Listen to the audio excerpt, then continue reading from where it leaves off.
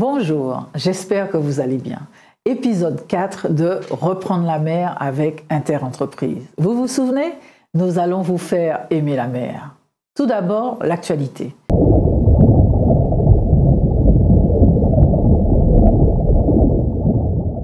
Après la nomination d'Elisabeth Borne comme première ministre, les membres du gouvernement sont connus. Justine Benin, députée sortante de la Guadeloupe, devient la secrétaire d'État chargée de la mer, auprès d'Elisabeth Borne. Cette nomination entraîne deux réflexions.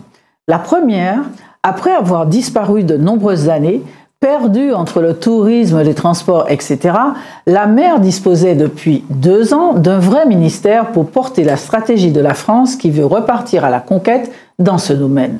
La retrouver rétrogradée au stade de secrétariat d'État est donc un signal curieux.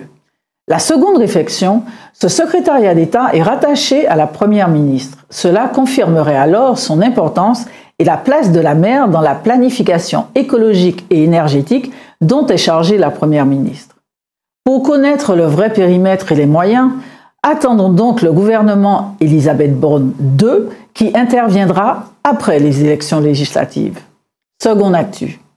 Lors de la récente conférence des présidents des régions ultrapériphériques en Martinique, la Commission européenne a présenté sa nouvelle stratégie vis-à-vis des RUP qu'elle considère comme des postes avancés de l'Europe dans le monde. Comme 5e axe, l'Union européenne souhaite que ces territoires s'inscrivent davantage dans leur zone géographique. Dans cette optique, les RUP de la Caraïbe ont adhéré à l'Organisation de la Caraïbe orientale, l'OCEO, à la Commission économique pour l'Amérique latine et la Caraïbe, la CEPALC, et le président de la collectivité de Martinique vient d'être élu président de la Commission transport de l'Association des États de la Caraïbe. Ces avancées sont remarquables, mais elles sont insuffisantes. En effet, il y a 3 éléments qui sont indispensables pour donner corps à cette coopération économique régionale. Le premier, l'harmonisation du droit des affaires. Une solution est en marche avec le Centre d'arbitrage caribéen OADAC qui s'est implanté en Guadeloupe depuis le début de cette année.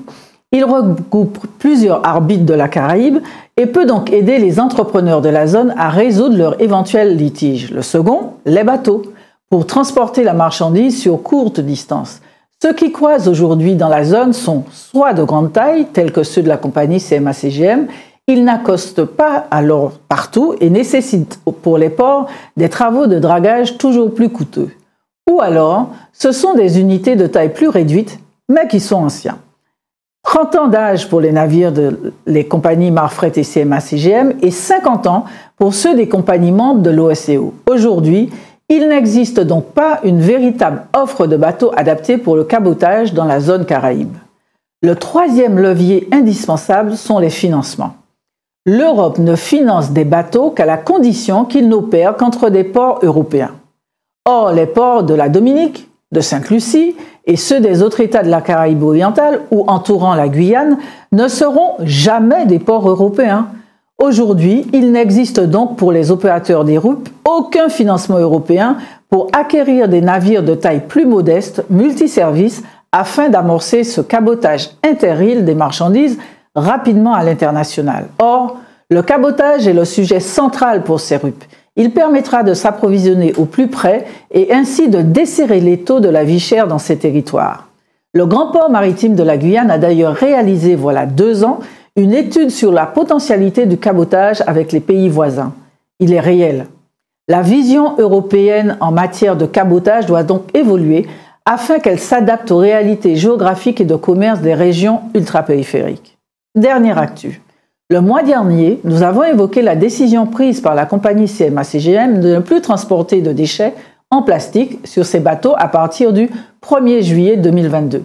Comme d'autres pays desservis par cette compagnie, les Antilles Guyane françaises ont donc un vrai problème. En effet, pas moins de 15 containers de déchets sont chaque semaine exportés de chacun de ces territoires.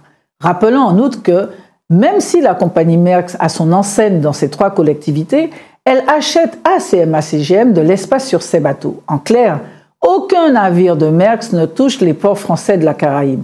Aucun subterfuge n'est donc possible pour faire transiter des déchets plastiques sur les bateaux de CMA-CGM via un contrat Maersk. Le transport de déchets devient donc un vrai sujet. Les pressions mondiales semblent faire reculer la date du refus des déchets sous les bateaux de CMA-CGM du 1er juillet 2021 à la fin de l'année, le temps que nos nouvelles armateurs se mettent en place. Cependant, ce répit sera de courte durée. La législation européenne, mais aussi mondiale, interdit de plus en plus purement et simplement le transport de ces matières. Il n'y a pas d'autre choix que de réduire les volumes. CMA-CGM a également créé la surprise en annonçant son rapprochement avec Air France-KLM Cargo. Cette alliance, également capitalistique, aura des conséquences pour les territoires français d'Amérique. Ces deux opérateurs sont aujourd'hui indispensables à la logistique en Martinique, en Guadeloupe, en Guyane, à Saint-Martin et à Saint-Barthélemy. À partir du 1er janvier 2023, ils ne formeront plus qu'un. Qu'en pense l'Union européenne? Maintenant, notre invité, Philippe Lacognata, directeur régional de l'océan Atlantique de l'Agence française de développement.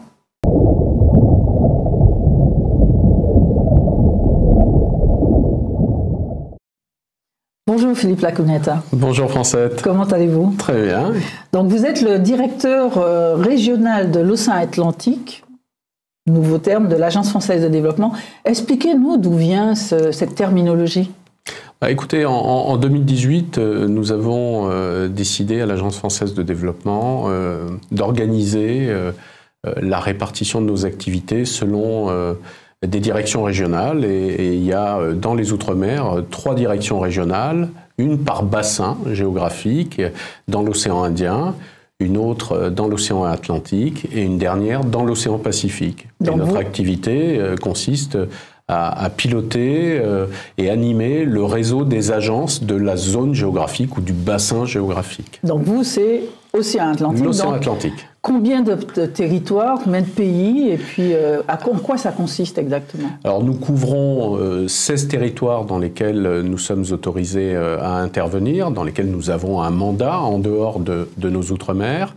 7 agences ou bureaux répartis entre Saint-Pierre-et-Miquelon et la Guyane, donc Saint-Pierre-et-Miquelon, Saint-Domingue, la République dominicaine, Haïti, la Guadeloupe, la Martinique, la Guyane, le Suriname, avec une activité qui déborde évidemment sur tous les pays de la Caraïbe, notamment les pays membres de l'OCS, ou de l'ECO, selon qu'on se place d'un côté ou de l'autre. L'Organisation des États de la Caraïbe orientale. Voilà, l'Organisation des États de la Caraïbe orientale, qui accueille la Martinique et la Guadeloupe, depuis peu la Guadeloupe.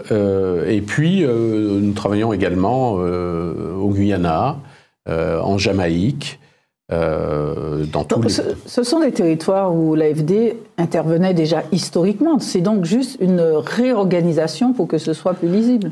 C'est à la fois une réorganisation et une intensification de notre action. Nous étions présents dans certains de ces pays depuis quelques années, à Sainte-Lucie, avec la Dominique, quelques actions, mais nous avons décidé d'engager une projection résolue vers ces bassins géographiques en essayant de projeter également nos Outre-mer dans ces régions. Alors justement, en quoi consiste votre fonction? C'est-à-dire, est-ce que c'est juste aller faire pia-pia avec les grands dirigeants, ou bien est-ce que c'est au contraire, de manière très opérationnelle, signer et puis faire de manière à ce que nos territoires d'outre-mer français soient plus actifs dans la zone? Quelle est votre action précisément? Notre action est double. Une première action, c'est de piloter et de coordonner le dispositif. Je vous disais tout à l'heure, nous avons 7 bureaux dans la région avec autant de responsables et d'équipes qui, eux, travaillent au quotidien sur le terrain. Donc ça, c'est la première de nos missions dans les directions régionales. La seconde mission, c'est d'identifier, d'identifier des projets, de rencontrer des autorités, de dialoguer, fluidifier, tout à fait, de fluidifier les relations, de dialoguer avec nos ambassades, avec tous les postes diplomatiques de la région, en apportant notre savoir-faire, en apportant nos produits, notre capacité à nouer des partenariats de haut niveau et à financer des projets. Donc, quelle a été l'activité du bassin Océan Atlantique en 2021 ? Écoutez, l'activité dans le bassin en 2021 était plutôt dynamique. Elle est restée dynamique. On aurait pu croire que dans la sortie de crise Covid et avec toutes les difficultés qu'on a connues, notamment dans la Caraïbe et tous les pays du bassin, l'activité est restée quand même très dynamique. On a octroyé un peu plus de 430 millions d'euros de nouveaux prêts. Donc à peu près l'équivalent de ce qu'on avait fait l'année précédente. On a décaissé, ça veut dire qu'on a versé 465 millions d'euros, ce qui est très important, hein, puisque c'est en versant les concours qu'on fait les projets et qu'on fait l'impact sur le terrain pour les populations. Et quel type de projet ? Alors les projets, on a fait dans nos outre-mer majoritairement. Vous comptez l'outre-mer dans ce total, voilà, d'accord, d'accord, ok, très bien. On compte l'outre-mer et la répartition entre les outre-mer et le reste, c'est en 2021 autour de 250 millions, presque 300 millions pour les outre-mer et 200 millions pour la région.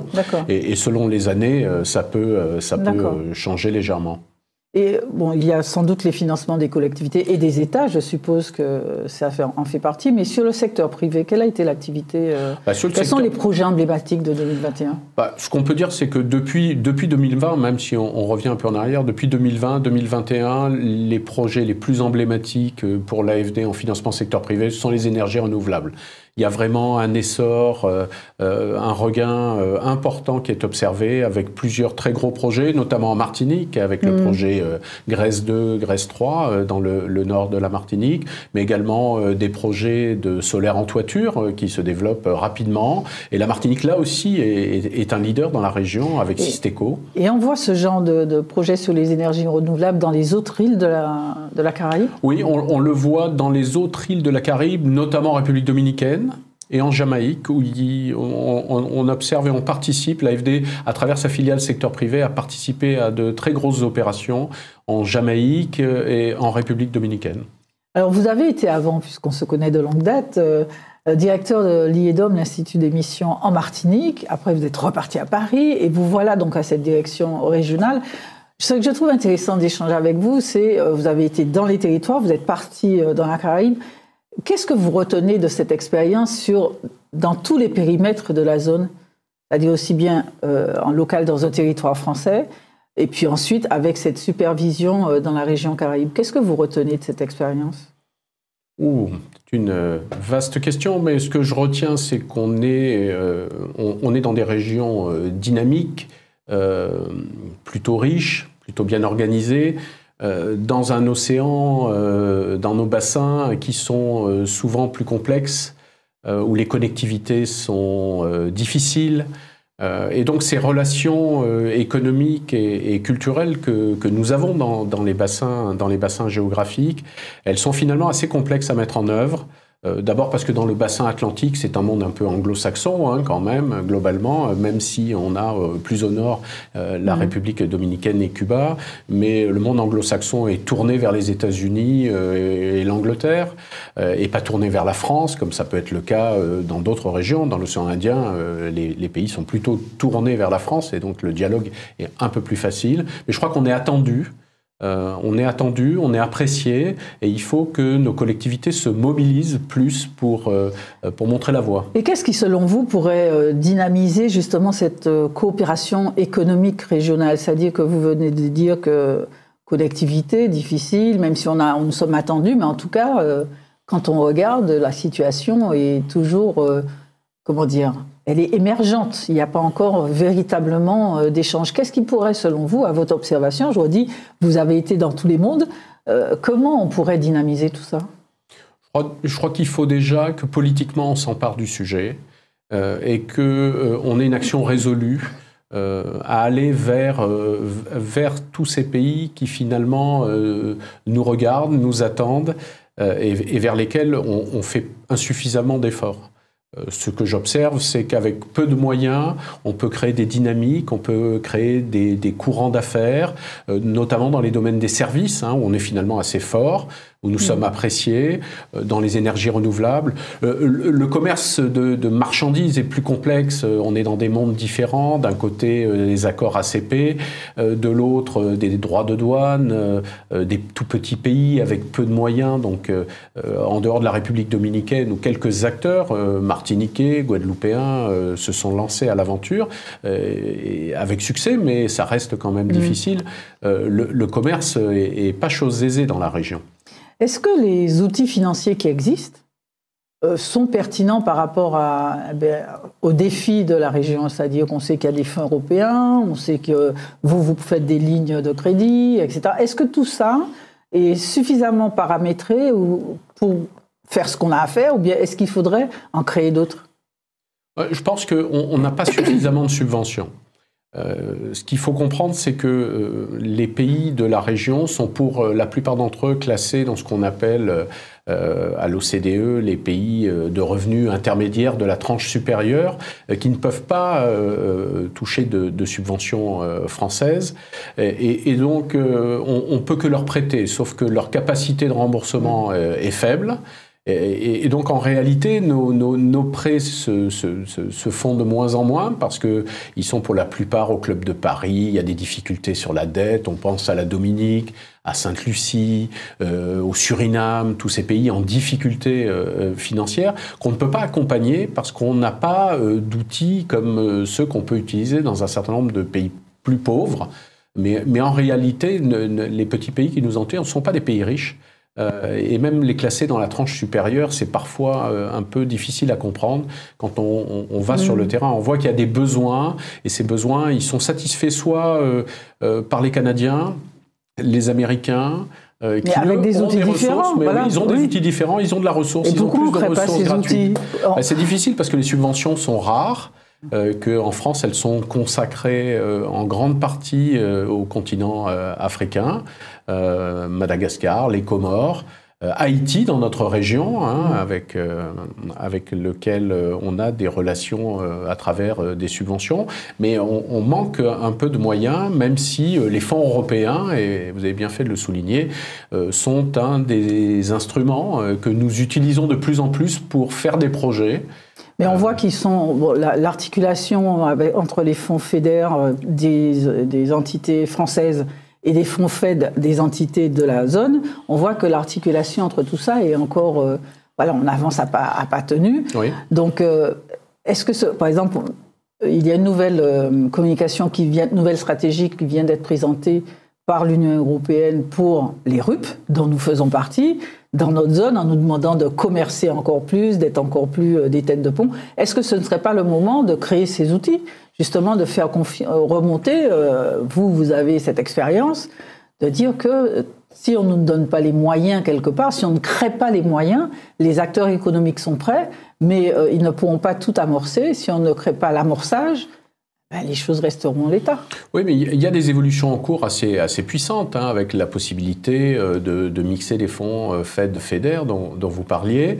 Il y a un pilote en cours à La Réunion. Il y a déjà ici la possibilité pour le secrétariat qui gère les fonds européens à travers des fonds FED dont il dispose de mixer sur certaines opérations. Je pense que c'est le début et on va amplifier ce mouvement. Je crois que c'est une des clés, c'est d'aller chercher les ressources là où elles sont. Et aujourd'hui, on a des ressources européennes qu'il faut utiliser plus pour mettre en œuvre des projets de coopération régionaux. Est-ce que les rapports se sont améliorés avec la Banque d'investissement de la Caraïbe ?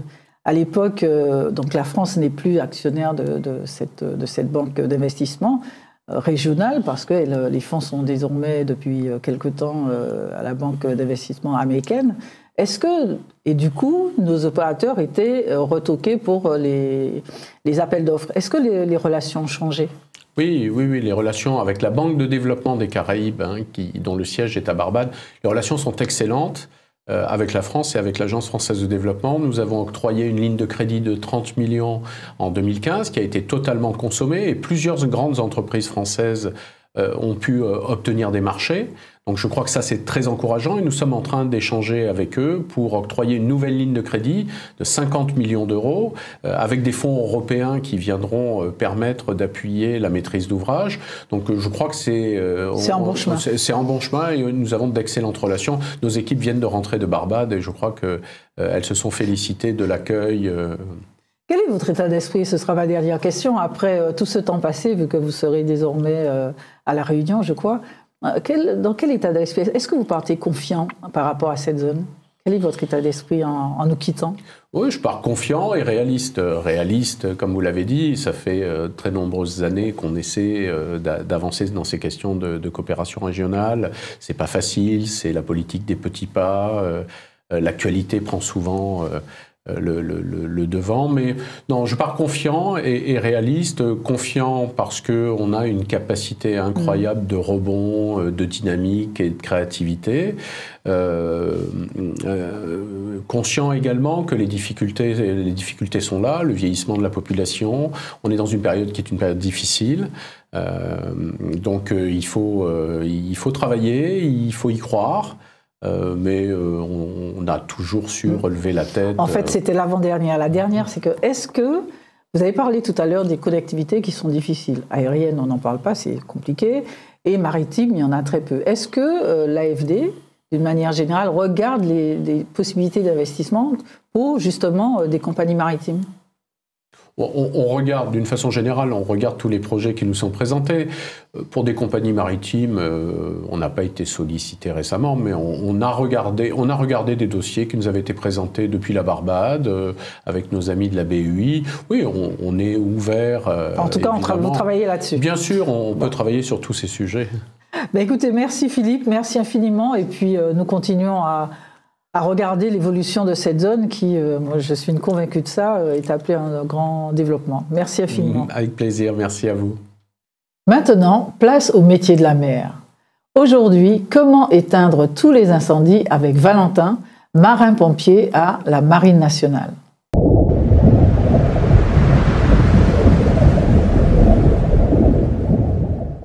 Bonjour, je suis le quartier-maître Valentin. J'occupe le poste d'opérateur marin-pompier. Alors le rôle de marin-pompier sur cette base, ça va être de pouvoir intervenir en cas de sinistre, donc tout ce qui peut être incendie, secours à personne et aussi porter renfort aux bâtiments de la mer. On peut très bien s'occuper des véhicules, s'occuper du gonflage des appareils respirateurs qu'on va porter pour les incendies. Mes collègues eux vont gérer tout ce qui va être du secourisme, donc l'entretien du matériel, du renouvellement.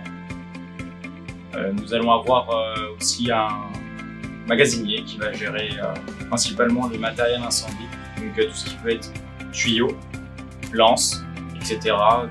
Tout ce qu'on va avoir besoin pour nous mener au mieux nos interventions. Donc on a du matériel qui est récent, qui est très opérationnel. Et ma particularité à moi, c'est de gonfler les appareils respiratoires, de contrôler les extincteurs de la base navale ainsi que des petites embarcations, des petits bateaux, de contrôler tout ce qui est détecteur de fumée et de gérer les véhicules.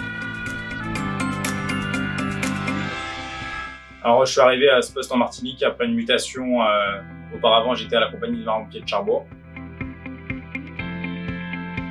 On en apprend tous les jours, donc on gravit des échelons. Là mon échelon c'est que je suis équipier et par la suite je pourrais passer le brevet d'aptitude technique qui pourrait me permettre de pouvoir accéder à chef d'agré ambulance. Donc c'est le responsable de l'ambulance qui va mener l'intervention et par la suite monter de plus en plus haut pour acquérir de plus en plus de compétences.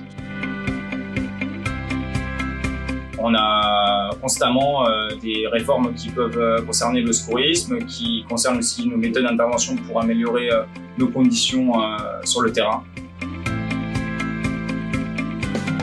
Il y en a pas mal. Les qualités, il faut avoir l'esprit de cohésion. Ça, c'est très important, parce que quand on part en intervention, on n'est jamais seul. On est toujours avec au moins une personne, comme on dit chez les pompiers, un binôme est indissociable. Donc il y a cette fonction, enfin cette qualité-là qu'il faut avoir, le respect de la hiérarchie, très importante pour notre évolution aussi dans la Marine nationale. Il faut avoir aussi un niveau moral qui est assez solide par rapport aux interventions qu'on peut mener, qui ne sont pas forcément tout le temps faciles. Et c'est là aussi que l'esprit d'équipe prend tout son sens. Quand à la fin de chaque intervention qui peut être jugée sensible, le fait d'en parler avec nos collègues, d'échanger, ça peut aussi être un moyen de pouvoir améliorer nos conditions de travail. Alors les conseils que je donnerais aux jeunes, ce serait déjà d'être curieux de ne pas avoir peur, parce que je sais que les jeunes peuvent avoir peur de venir nous poser des questions, que ce soit même dans la rue ou que ce soit quand on est simplement en train de faire plein de véhicules et on peut nous arrêter pour nous donner des informations. Ça peut arriver, il ne faut pas hésiter à le faire. Vous pouvez aussi aller vous renseigner du coup sur Être marin, sur internet, et aussi les pages Facebook qui existent par rapport à ceci. Et sinon, le plus simple, c'est carrément de venir sur un site de recrutement. Donc, par exemple, ici, on a le bureau recrutement au Fort Saint-Louis. Voilà, reprendre la mer avec Interentreprise est terminé pour aujourd'hui. Faites-nous vos suggestions sur reprendre la mer @interentreprise.com. Au mois prochain.